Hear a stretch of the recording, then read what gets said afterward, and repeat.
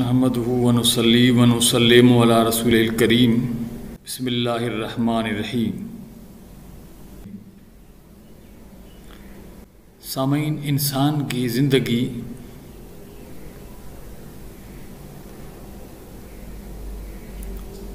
बिलखुसूस अहले ईमान की ज़िंदगी वो आफात और मसाइब से भरी पड़ी है।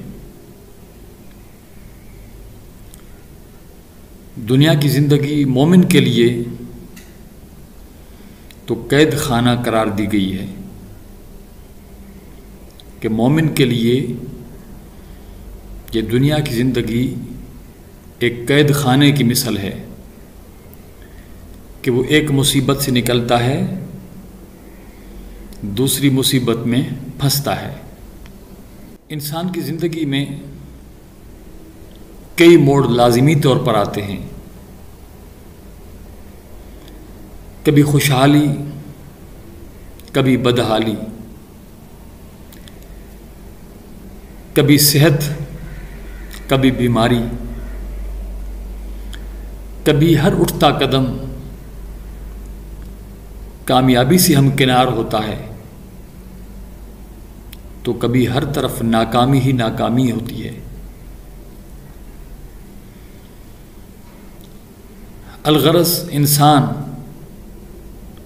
कभी जान से आजमाया जाता है, कभी माल से आजमाया जाता है, कभी भूख और अफलास से आजमाया जाता है,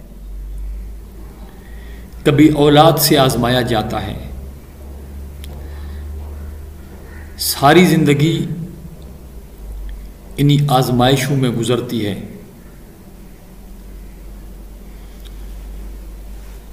सब्र करने वालों को खुशखबरी सुनाई गई है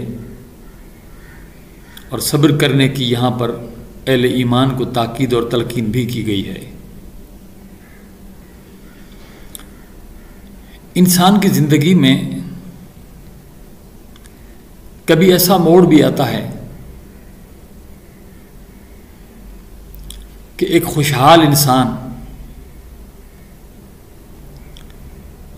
वो बेरोज़गारी और मुफलिसी का शिकार हो जाता है।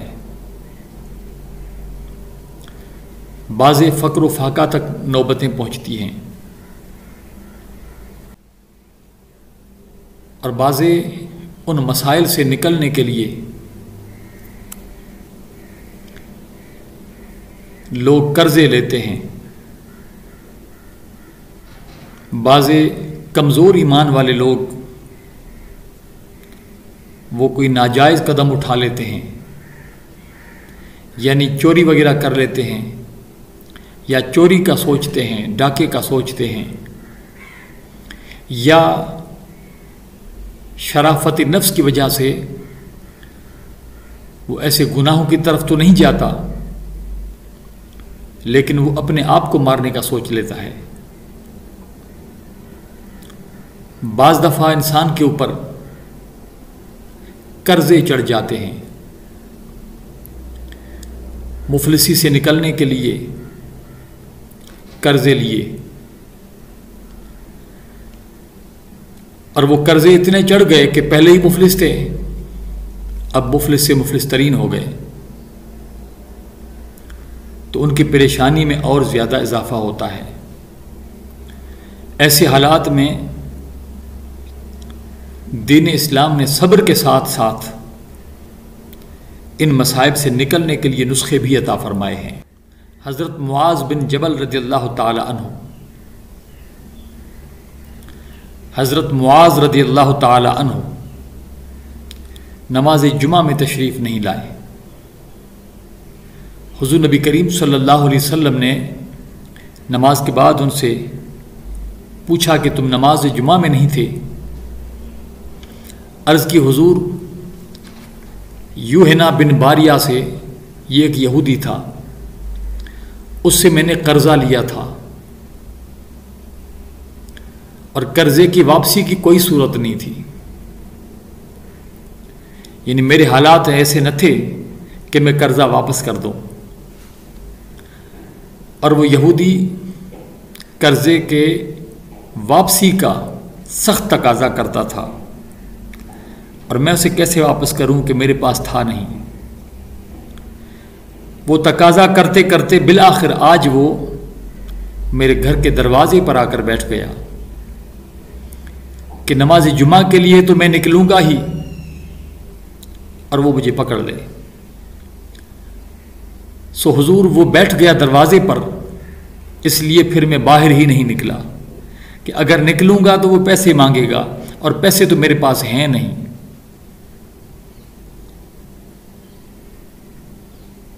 तब नबी करीम रऊफुर रहीम सल्लल्लाहु अलैहि वसल्लम ने फरमाया, ऐ मुआज, क्या तू चाहता है कि मैं तुझे ऐसा नुस्खा बताऊं, मैं तुझे ऐसा अमल बताऊं कि तेरे ऊपर अगर रूए जमीन जितना सोना कर्जा हो तो भी अल्लाह तबारक व ताला तेरा कर्ज उतार दे। अर्ज की हुजूर मुझे जरूर बताइए।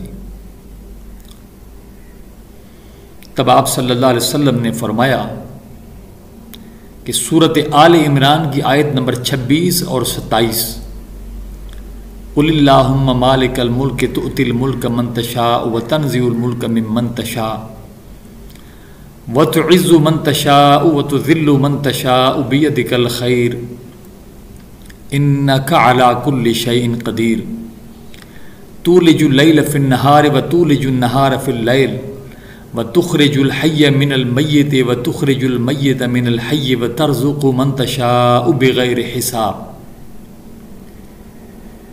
फरमाइए ये आयतें पढ़ो, उसके बाद ये पढ़ो, रहमान दुनिया वल आखिरत व रहीमहुमा तुअती मिनहुमा मन तशाअ व तमनउ मिनहुमा मन तशाअ इक़्द अन्नी दैनी। ए ज़मीन व आसमान के रहमान ताला,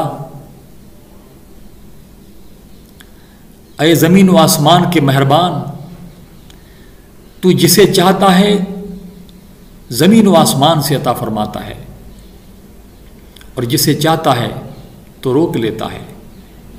ऐ मेरे मालिक, मेरा कर्जा अदा कर दे। सरकार ने फरमाया जब तू ये पढ़ेगा तो रूए ज़मीन जितना सोना अगर तेरे ऊपर कर्जा होगा अल्लाह तबारक व ताला मुसब्बिबुल अस्बाब उतार देगा। तो सामीन, जब ऐसे कर्जे चढ़ जाएं, गुर्बत और अफलासियत हो जाए और कर्जों की वापसी की कोई सूरत नजर ना आए तो खुदारा खुदारा सूद की तरफ मत जाइए। आजकल बहुत सारे माइक्रो फाइनेंस बैंक निकले हैं जो आसान शराइत पर सूद पर कर्जे देते हैं। सूद वो है, वो लानत है कि आपका हलाल भी ले जाएगा। जो हलाल रिज्क आपके पास होगा वो भी चला जाएगा। और सूद वो है जिसके बारे में रब्बे ज़ुल जलाल ने फरमाया है कि जो सूदी कारोबार करता है, जो सूद लेता है या सूद देता है, वो अल्लाह और उसके रसूल के साथ जंग करता है। तो अल्लाह और रसूल के साथ जो जंग करेगा वो कहां जीतेगा? तो सूदी कर्जे लेकर के आप कर्जे अदा करेंगे तो मजीद मकरूज हो जाएंगे, या खुद को कोसने से या गलत चीज़ों का फिर सोचने, गलत अमल का सोचने से सब बेहतर यह है कि अल्लाह के रसूल सल्लल्लाहु अलैहि वसल्लम की तालीमात की तरफ आइए। सरकार दो जहां सल्लल्लाहु अलैहि वसल्लम ने जो तालीमात दी हैं उस पर अमल कीजिए। अल्लाह तबारक व ताला वो सारे कर्जे उतार देगा। उठते बैठते चलते फिरते इसको अपना विर्द बना लें। अगर आप मकरूज हैं और कर्जे की वापसी की कोई सूरत आपके पास नहीं है तो फिर चलते फिरते उठते बैठते हर वक्त इसको पढ़ते रहें। फिर देखें कि अल्लाह तबारक व ताला ऐसे ऐसे असबाब पैदा कर देगा जो आपके वहम व गुमान में भी नहीं होंगे।